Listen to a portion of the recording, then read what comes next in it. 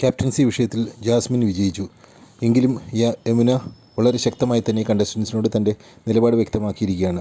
ബുദ്ധി ഉറയ്ക്കാത്ത കുട്ടിയെന്നാണ് യമുന ജാസ്മിനെ വിശേഷിപ്പിച്ചത്. ജിൻഡോയ്ക്ക് സെക്ഷൽ ഫ്രസ്ട്രേഷൻ ആണെന്ന് ജാസ്മിൻ പറഞ്ഞതായി യമുന പറയുന്നു. അതുപോലെ പവർ ടീമിൽ ഉണ്ടായിരുന്നിട്ടും ഒന്നും ചെയ്യാനാവാതെ ഗബ്രിയും ജാസ്മിനും ഒരു ക്യാപ്റ്റനായാൽ എന്ത് ചെയ്യാൻ പറ്റുമെന്ന് യമുന ചോദിക്കുന്നു.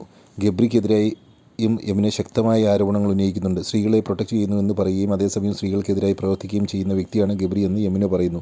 പലതും താൻ നേരിൽ കണ്ടതാണ് എന്നാണ് യമുനയുടെ ആരോപണം. ഗബ്രിയെ പറ്റി പറയുമ്പോൾ യമുനയെ കളിയാക്കി ഗബ്രി മ്യൂസിക് ഇടുന്നുണ്ട്. അത് കേട്ട് ദേഷ്യം കൂടിയ യമുന, ഞാൻ കണ്ടത് എല്ലാം ഇപ്പോൾ പറയുന്നില്ല, പക്ഷേ പറയേണ്ടി വന്നാൽ പബ്ലിക്കായി അത് പറഞ്ഞിരിക്കും എന്നാണ് യമുന പറയുന്നത്.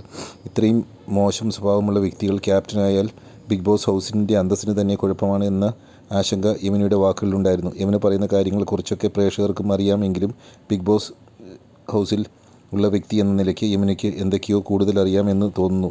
കഴിഞ്ഞ ദിവസം രാത്രി ഉറക്കമുണർന്ന യമുന ജാസ്മിനും ഗബ്രിയും ഉണർന്നിരിക്കുന്നത് കണ്ട് ആ റൂം വിട്ടു പോകുന്നത് നമ്മൾ കണ്ടതാണ്. എന്തായാലും യമുന ഈ ആഴ്ച പുറത്ത് പോയാലും അവരുടെ ദേഷ്യത്തിന് പുറത്ത് വന്ന ശേഷം എന്തെങ്കിലുമൊക്കെ പറഞ്ഞാൽ അത് ജാസ്മിനും ഗബ്രിക്കും ദോഷം ചെയ്തേക്കും.